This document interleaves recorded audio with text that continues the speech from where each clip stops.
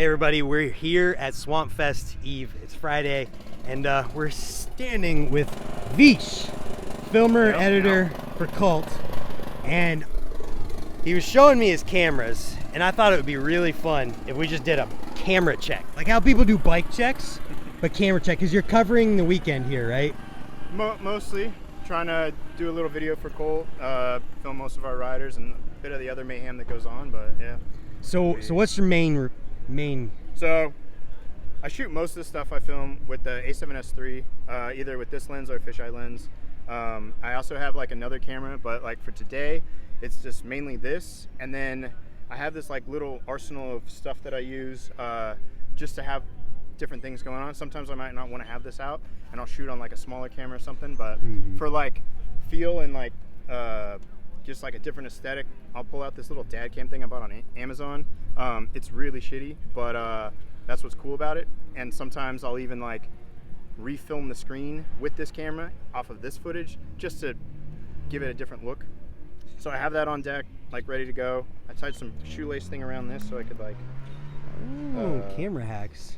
I just did this today. Like I was filming on my phone. God damn it. Hang on. Yep. This is not very smooth. You're gonna have to like cut out all the tries. All right, boom. Now I have that hanging out so I can go grab whatever else. So technically, I didn't even think about it. Just like you're shooting on right now, the phone is like kind of my primary camera. The day that like I can only use this to film like actual videos, I'll be so psyched. I always say like, this is my favorite camera because it's the only camera I edit on. You get the footage and then you just go, boom, it's out. And it's just like that quick and that easy. So like, it's all catching up to where this will be like the thing. But at the moment, I have this Sony RX100, I think it's a Mark 7. And this thing has like a super long focal length lens on it. And it shoots full frame sensor, and it's pretty much, it's like a pocket version of the A7S III. So the audio isn't as great, and there's like some other things about it that aren't as nice. You can't switch the lens, you can't put the fisheye on. But when we're like going to check out a spot or just like hanging out maybe at the campfire or something, and I don't want to pull out the big camera, I can just use this and the footage will match up pretty good to the A7S, and it has a really good low light on it too. So I might be giving you more spec info than you really want for your video. This is what I want. But okay. I want this. Okay. I was gonna revisit the other cameras to get that. That camera's that, and then like for fisheye needs on the go, I'll have this. So I'll just be like with everything. So which GoPro is that? This is a 7. Hero 7. I'm a little behind. You know, I have the 7 too. Okay. It works. It works. I don't use it enough to be like, yeah, I need to do this, but I do use it a bit. So yeah, and then I got batteries and stuff in here and everything ready to change out. I have to go get my phone charger. That's the thing I'm missing right now. But yeah, like I was planning on not using this camera today, but as soon as I pulled it out and started filming, I was like, all right, this is working pretty good. Yeah. But then like I have things that I need to put on Instagram, so I'm like shooting on my phone sideways. I never even shoot sideways anymore on it. It's usually vertical. But I'm like, all right, if I need to, you're only gonna get things once here. Like if the guy does a thing, I gotta grab it, put it online, and then I'm gonna put it in the video later, and like, so I gotta like be ready to just like fire it out. So does that cam in your pocket even have a brand name on it? It's a Sony. Oh, it's the other one. Oh, this one? Yeah. Oh, I have no idea. This is like, all right, so the story with this thing is yeah, does it have a brand name on it? I don't know. I might have put a sticker over the brand name. A random Amazon brand. It is. So I bought one. It's like a little fatter. It was pretty cool. I used it on a couple trips. I was like, all right, this is pretty cool. And then you'd have to pull the screen open, and then you'd have to turn it on, and then you have to like wait, and then I missed a shot, and then I was like, that's not really what I want. So I went online again, and I mean, we're talking like $60, maybe even cheaper. And I found this one, and I was like, oh, I could just put that in my pocket. Instead, the other one was too bulky, so I'd have to put it in a bag and then like, whatever. This is also cool because I can hand it to somebody else and be like, hey man, mess around with this and like, do whatever. And I'll get back these shots that I would never have gotten because people are like, and they're like messing around with it. And I'm like, oh, I have something funny now or something interesting because I handed it to somebody. I don't really care what happens to it. Right. It's so cheap. It's the equivalent of handing a disposable camera to somebody, but in video form. I get it back and I'm like, oh, I didn't know all this stuff was gonna be on here. Right. So it's cool. So yeah, that's that. It's just, again, it's like so bad and it's so glitchy and grainy.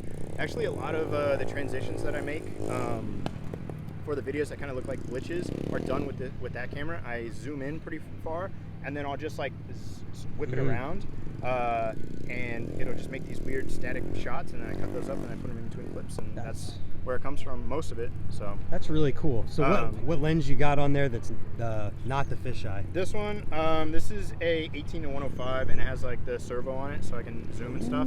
It's not that great. It doesn't. If I wanted to shoot 4K on this, I couldn't because the lens isn't like big enough. I never even tried that. I bought this and was like, and someone's like, yeah, man, it sucks you can't shoot 4K. I was like, oh, you can't? I didn't even know. So I had to like, I found that out. But yeah, if you want to shoot, I think the lens is like, I don't know, over $1,000 to get like the nice one. This one was maybe like $600 or something. So, but it does the job. I can kind of see it that I could use a better lens, but I haven't had this camera too long. I guess maybe a year now. So, but fisheye is mainly what I use this for. And then I have a servo camera, like a regular handy cam, dad cam, the small style that like everybody's using now, like not like a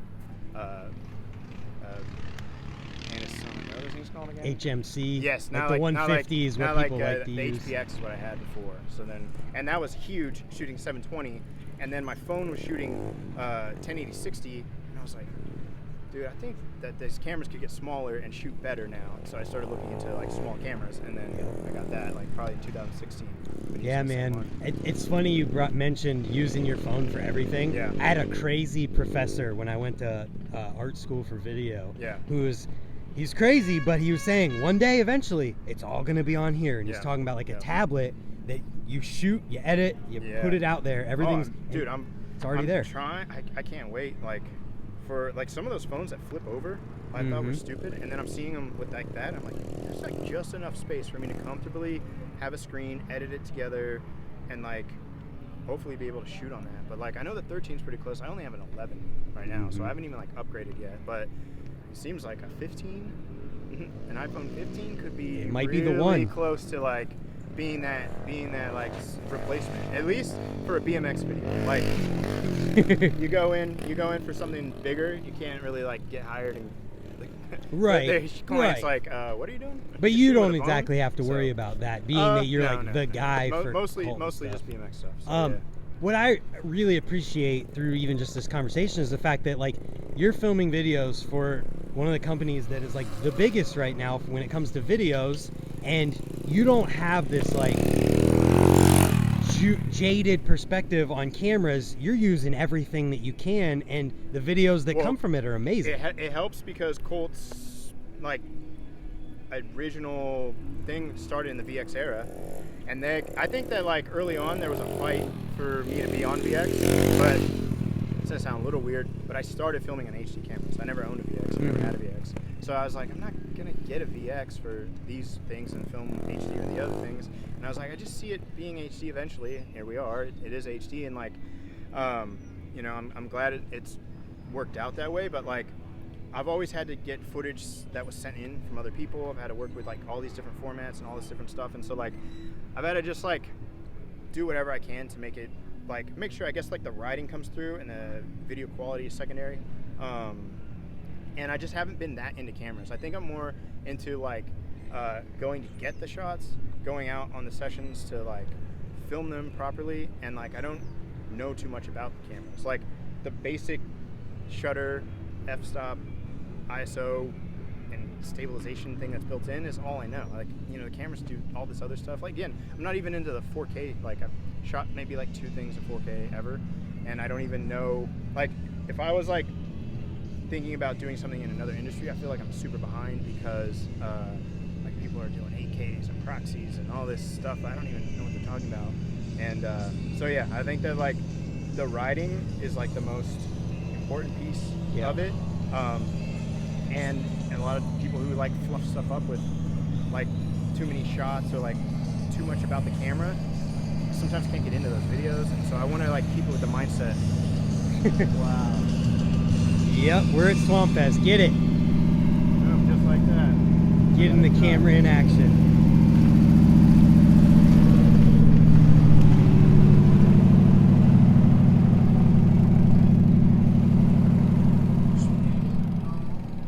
There we are. It's that easy. Boom. Yeah, I just think it's really cool that you use all these different sources and pieces of media that you're getting to come together to make this one amazing thing. And my like beginnings of editing started that way, so it has to be like some kind of connected in some way. It's always been like, oh, this dude sending footage, you got footage from this guy, blah blah blah. And it's like, okay, make it work. One of the first DVDs I made, I had all HD, one VX part. I had to like figure out how to like move it in there. I remember watching that video maybe, I think with Dakota for the first time, and he's like halfway through went, oh, it's VX now. I didn't even really notice. Like, it didn't like take you away from it going, oh, something switched. So I've just been working with like different formats, so I don't really mind it. And I think it enhances, I mean, early skate videos, I mean, even BMX videos, they had the film, like the whatever cameras they were shooting on, a VX to whatever, and then there was film mixed in, and those changes, I think, like me and Dakota talk about it quite a bit, like those changes keep your eye interested or not. So like when it does change like that, it kind of is what puts a feel to it or something. I've actually always thought that, like, I think film's sick, but you kind of could grab a film camera, shoot whatever, and it looks cool. And I've always been like, I think it's cool. The reason I don't really do it is because it costs a lot of money, and like a lot of people do it, so I just kind of stayed away. Like this camera is what I kind of consider this like my film-esque camera. It's not film, but when you look at it, the image is like way different. Like, right. and it has like glitches, and it feel like you could like walk over from that tree, and like you didn't do anything but walk from that tree, but like there's something to it that's a little different, and then it cuts to a riding clip, and it kind of helps keep it interesting and tell the story a little bit more. Yeah, man, I think it's awesome, and I just appreciate it, you know? Well, I appreciate you appreciate me. And there's no denying, I mean, the videos you put together are great. You do a fantastic job. Thank you. And I appreciate your time. Well, no problem. Thanks for Where can having me. people find you online if they want to find and see your stuff? So you can look at my Instagram, it's Veesh, and then Colt Crew Instagram, I do a lot for that, and then the Colt Crew YouTube channel is pretty much where you find most of my stuff. So Hell yeah, man. Yeah. Appreciate your time. Awesome. Thank you. Take care.